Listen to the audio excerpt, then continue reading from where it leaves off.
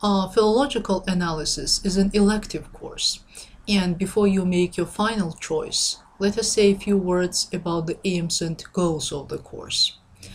Philological analysis introduces the basic concepts of text analysis, and it will help you master the complex study of a literary work, which predisposes a variety of approaches: linguistic approach, literary approach, cultural approach, and narrative analysis. It is intended for enrichment of critical skills and cultural knowledge, and the relation of texts to your experience, learning language, and for the development of an understanding and a familiarity with literary texts and concepts. The texts on the same principle as an analytical reading, if you have done the course, were selected for their high artistic quality, linguistic accessibility, interest level, and representativeness of diverse settings. The texts are subjectively graded here: easy, moderate, difficult, on the basis of language difficulty, vocabulary level, syntactic complexity, and level of abstraction. Each text is glossed for text-specific vocabulary, which you found problematic, which students found problematic, and university-level vocabulary items. The linguistic difficulty varies throughout the course: stories with clear narrative plots, and texts with more difficult plots and abstract themes. Text length is purposely varied throughout the course. Tasks in general are designed to integrate skills and encourage communication. Exercises that accompany texts vary according to the demands of the text and include text analysis, finding main ideas and details, drawing inferences, and determining plot. Literary elements such as plot, narrator, setting, theme, characterization, tone, symbolism, and figurative language are presented and practiced through student-oriented tasks. Themes, historical settings, cultural situations, writing genre, and author background, everything is relevant. And it would be worthwhile to note that you will be allowed to contribute your own interpretations and views of the texts.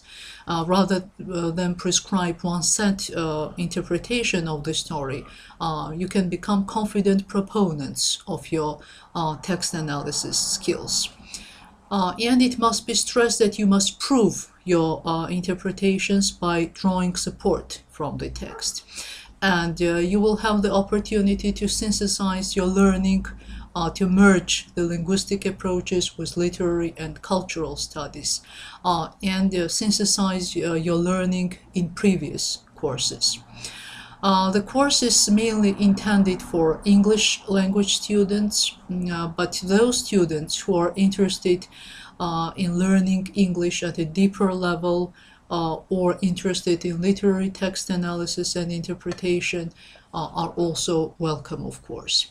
And now let us deal with the story The Lagoon by Joseph Conrad. Joseph Conrad was a Polish-born English novelist. He did not learn to speak English until he was in his 20s. And it is truly amazing that one of the most distinguished English writers mastered English after his native language, Polish. Conrad's narrative style places him at the beginning of the modernist period of literature. And now a few words about philological analysis. Philology is a Greek term, philos meaning loved, beloved, and logos, word, reason. And it considers both form and meaning in linguistic expression, combining linguistics and literary studies. Thus, philology literally means love of words, and the field often deals with literature more than other branches of linguistics do. Philological analysis kind of unites linguistic and literary approaches to literary works.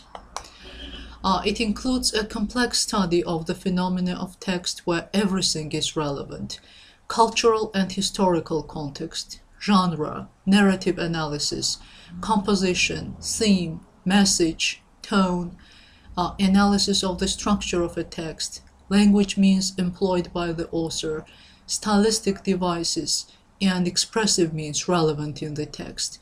This kind of complex analysis encompasses linguistic, literary, and cultural studies and gives rise to a variety of approaches to analyzing literary texts. Etymologically, the Latin word for literature is derived from letter. The definitions of literature usually include additional adjectives such as aesthetic or artistic to distinguish literary works from non-literary texts, such as scholarly writings, legal documents, newspapers, etc. The word text is related to textile and can be translated as fabric. Just as single threads form a fabric, so words and sentences form a meaningful and coherent text. And about discourse and narrative discourse. So discourse is a broad term referring to a variety of written and oral manifestations of language, which is used in many theoretical discussions in linguistic studies, in literary studies, and social sciences. The boundaries of this term are not fixed and vary depending on the context in which it appears. As for the narrative discourse, like any other discourse, it is the oral or written text produced by the act of discourse. Literary narrative communication has always been a part of a general communication system. Jacobson argued that literature does not exist as a separate entity. According to him, all texts, whether spoken or written, are the same, except that some authors encode their texts with distinctive literary qualities that distinguish them from other forms of discourse. And now let us deal with analysis of Joseph Conrad's impressionistic literature. Does Conrad mainly focus on characters' mental life, such as the characters' impressions, feelings, sensations, and emotions? Does he make any comments about the character's inner state? Does he interpret the character's emotions? The term literary impressionism is used to describe a work of literature characterized by the selection of a few details to convey the impressions left by an incident or scene. This style of writing occurs when characters, scenes, or actions are portrayed from a subjective point of view of reality. Impressionistic literature can basically be defined as when an author centers his story or attention on the character's mental life, such as the character's impressions, feelings, sensations, and emotions, rather than trying to interpret them. Authors such as Virginia Woolf, Joseph Conrad, His Heart of Darkness, and The Lagoon, and Catherine Mansfield are among the foremost creators of the type.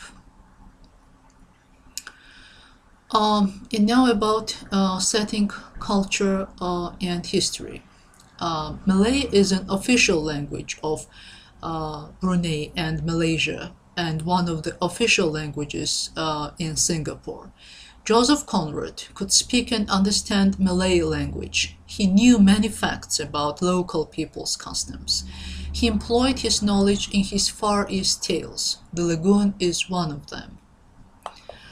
The Lagoon is set in Southeast Asia, on the Malay Peninsula or in the Malay Archipelago, on a river flowing eastward to the ocean, on a creek flowing inland through dense forest, and at a small house on a lagoon. The action takes place in the last half of the 19th century, after Europeans colonized Southern Asia and after the Malay kingdoms had wars over who should succeed as Raja. And now about story and plot. Story is a chronological sequence of events. According to Forster's example, the king died and then the queen died. And plot, it is a logical and causal structure of a story. The king died and then the queen died of grief. It's a plot. So this example comes from Forster's Aspects of Novel.